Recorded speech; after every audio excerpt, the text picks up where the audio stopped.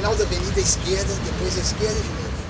Bem-vindos a mais um episódio da Confraria dos Canalhas, hoje com duas pessoas de calibre excepcionais. Um vocês já conhecem, ou se não conhecem, vão conhecer. Trabalhou aqui com a gente com a ideia, apresentando Moebius, um artista francês, né? E aqui o Márcio, mestrado em História, mestre em História, e trabalhou com o mestrado dele foi sobre um outro mestre, o mestre de quadrinhos, Alan Moore. Will of our true self. We are inevitably doing the will of the universe. Meu nome é Márcio Rodrigues, né? Eu sou mestre em História aqui pela Faculdade de Filosofia e Ciências Humanas, né? E pesquiso quadrinhos, né? Como fonte de pesquisa histórica. O meu trabalho no mestrado foi a respeito de representações políticas, né? Dos quadrinhos da década de 1980, né? Então fiz um apanhado que levava em consideração esse autor, né? O Alan Moore. E eu basicamente enfatizei duas obras, né? Que geralmente uma obra é considerada como uma espécie de alegoria do anarquismo, né? E a outra é mais próxima da questão da Guerra Fria. Aí eu tentei fazer uma inversão. Fui tentar ver como o Watchmen também era uma obra anarquista, né?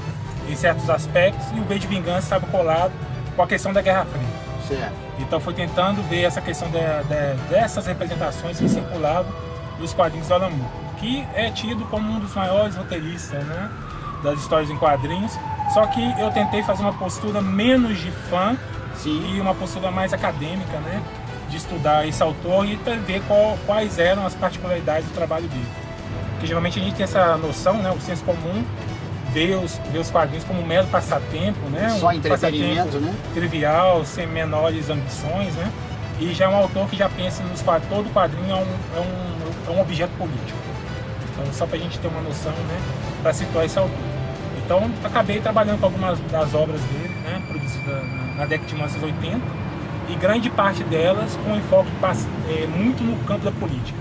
A questão mesmo do anarquismo tem a ver com a concepção de política do autor, né, que é mais calcada com uma percepção libertária, né, contra as amarras do sistema, tanto que depois ele foi contra até o próprio sistema de publicações de quadrinhos, foi até contra a própria indústria, a própria indústria, né, das histórias em quadrinhos. Então, ele de certa maneira acabou rompendo um pouco, né, com essa engrenagem. Totalmente com essa engrenagem, até com a própria ideia do quadrinista ser uma espécie de superstar, né, tanto que quando se apresentou, né, o mestre dos quadrinhos, isso, né, isso. É até uma própria representação que ele tenta desconstruir. Certo. Tanto que, por exemplo, né, até no documentário dele ele acaba falando, né, que os norte-americanos têm o hábito de achar que tudo que é prêmio, tudo que recebe um prêmio é quase como se fosse um Oscar, né?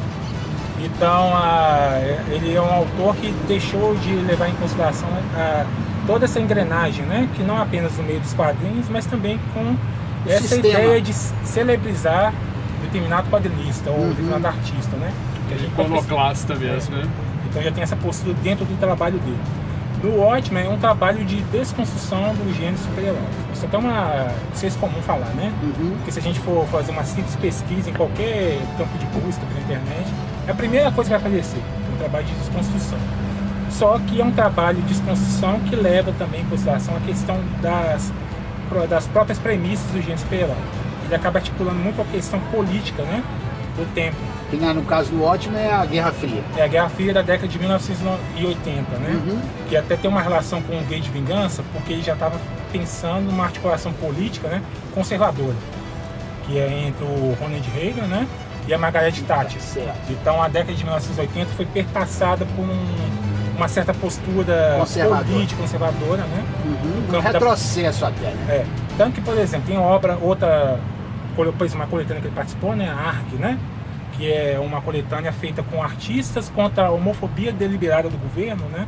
Aí já é contra uma premissa, contra um dispositivo do governo Thatcher, né? Que vai lá e e tenta proibir até a questão da homossexualidade, criminalizar a homossexualidade como um conceito abstrato.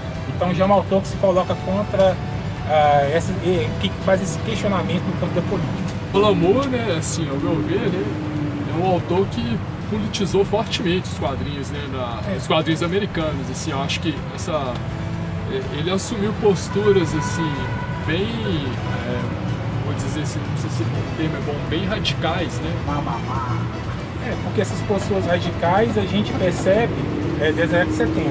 Tem alguns autores contraculturais, né? A gente pega, por exemplo, a fase do Lanterna Verde com o Arqueiro Verde, a gente já percebe um elemento contracultural. Vai ter uma questão política envolvida, né?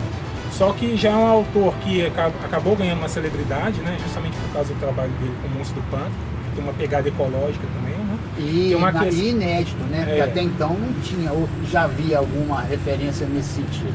Eu acho que tem uma pegada política também, Monstro do Pântano, até pela saga gótica americana, né? Porque quando ele vai fazer o horror lá, a respeito dos Estados Unidos, ele já vai usar o horror como uma crítica social fortíssima, né?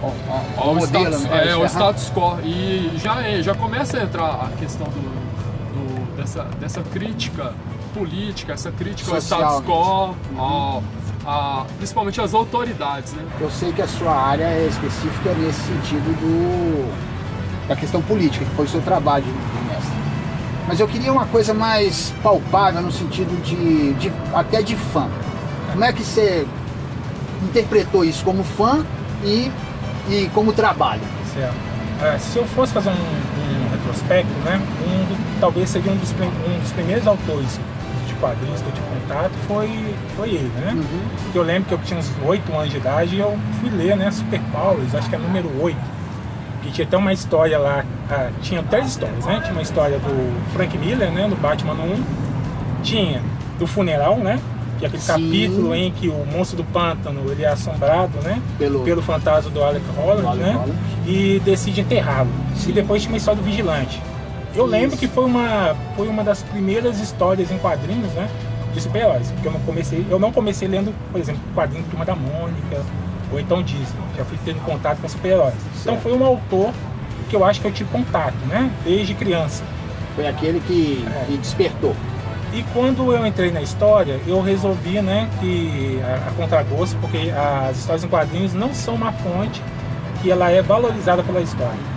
Porque nós historiadores nós somos meio preconceituosos, né? Assim como nas artes, né? Então a história ou então as belas artes, né, as artes de maneira geral, não tem uma boa relação com as histórias em quadrinhos. E como teimoso, né, eu resolvi pesquisar um autor que era canônico, né, para os leitores de quadrinhos, né, dentro do campo da história. E eu tentei, ao longo desse trabalho, me desvencilhar um pouco dessa questão do fã. Sim. Embora conhecesse as obras, embora conhecesse... É quase uma exigência, né, Márcio? Mas tem alguma coisa que acaba perpassando aquela noção de fã também, né? Porque eu tenho que ter um envolvimento, eu tive que ter um envolvimento, né, com a obra. O Alan Moore foi um cara que lutou muito contra a questão do mercado e a questão do reconhecimento dos autores, né? Sim, foi um camarada que batalhou para batalhou, e eu acho que eu tava lendo uma coisa... Não só, o cara não precisa de ser suplicitário, tem que ser... Se ele for profissional, tem que ser... Na verdade, acho que o Alan Moore quer, como todos nós queremos, são boas histórias em quadrinhos, né? Ele não quer autores superstars, mas ele quer boas histórias, quer que as pessoas façam grandes histórias em quadrinhos. Então o cara tem uma paixão pela mídia, pela ferramenta artística. É mais artística também, né? E eu acho isso muito interessante, um certo idealismo que está muito em falta. Inclusive ele é aborrecido para fazer roteiros, né? Porque exigir do desenhista quase que o que ele pensa e não só o que ele está... Ou eu estou enganado com relação a isso? Se a gente for pegar, por exemplo, algumas obras que tem um roteiro, né? O roteiro dele é um roteiro até bem extenso. Tem alguma aqui pra gente mostrar pra galera? Acho que o do Inferno tem alguma coisa. O do Inferno tem a questão das referências, né? Sim. Porque é um trabalho mais de... É um trabalho quase historiador. Ele vai lá nas referências, né? Referências históricas e compara compara umas entre si, né? Mas mesmo assim é uma obra ficcional, se a gente for ver do ponto de vista, né? Da leitura dos quadrinhos, é uma obra ficcional, mas ela pega alguns personagens, né, de existência concreta, só que nem é um trabalho sobre o Jack Stripador, é um trabalho sobre a categoria de assassinato, né? Então já é um autor que já pensa outras questões dentro do potencial das histórias em quadrinhos. Ok. A questão da versatilidade do autor, né, é um autor que vai mobilizar do leitor, né, um maior conhecimento a respeito de referências, sabe? Já é um autor que já demanda uma bagagem cultural. Então acho que não é um autor que um leitor de quadrinhos de primeira viagem, né, vai assimilar vai assimilar. com tanta Acho- facilidade. Eu acho né, que já Lopes? depende um tanto, né, de Mas você não- referências prévias, né? Deixa eu dar um pitaco aqui com relação a esse tema aí. Eu não me considero um cara com bagagem cultural dentro dessa lógica que você está falando, mas o fato de ler o Alan Moore, eu acho que o grande lance do Alan Moore é que mesmo que você não tenha, ele te obriga, automaticamente, ele te força a você procurar outras referências, porque ele cita aquele filme fenomenal que você vê uma vez, na segunda você vê um monte de coisa que você não tinha visto. E as histórias dele são bem isso. Toda vez que você lê o Watchmen, que você lê V de Vingança ou qualquer outra obra dele, você lê uma primeira vez, você fica... Bom, no meu caso, eu fico apaixonado, e na hora que eu leio de novo, eu descubro mais um monte de coisa que eu acho sensacional e que eu acho, a princípio, eu não tinha visto. E sim, sucessivamente. Se a gente for ver o Watchmen, aí já é de 85, né? 85, 86, 87. É como se fosse o ponto de partida 1984. Aí a gente já vê que tem uma continuidade de pensamento desse escritor de quadrinhos com um literato, né, que já pensa em questões políticas também.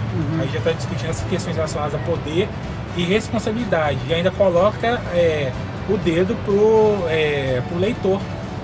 Tanto, por exemplo, aquela passagem do V de Vingança, né, em que o personagem lá, o anarquista V, ele entra, né, dentro do canal televisivo. Sim. E chama atenção para o fato, né, de que foram os cidadãos que abdicaram da sua liberdade, da sua responsabilidade e Transferiram o poder, transferiram né? o poder.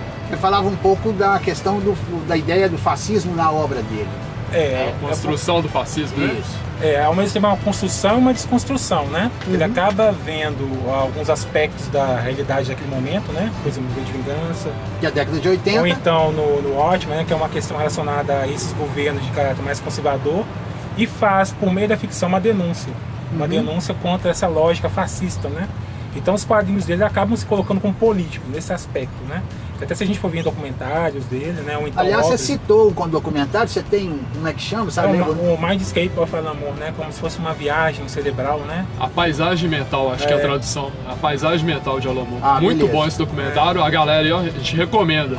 recomendo. E ele fala também questões, assim, não só políticas, mas filosóficas do Moore, né? E vários outros aspectos. Então esse documentário, ele acaba enfatizando essa questão mesmo de uma paisagem mental e das ideias que o autor ele acaba mobilizando no trabalho dele, né?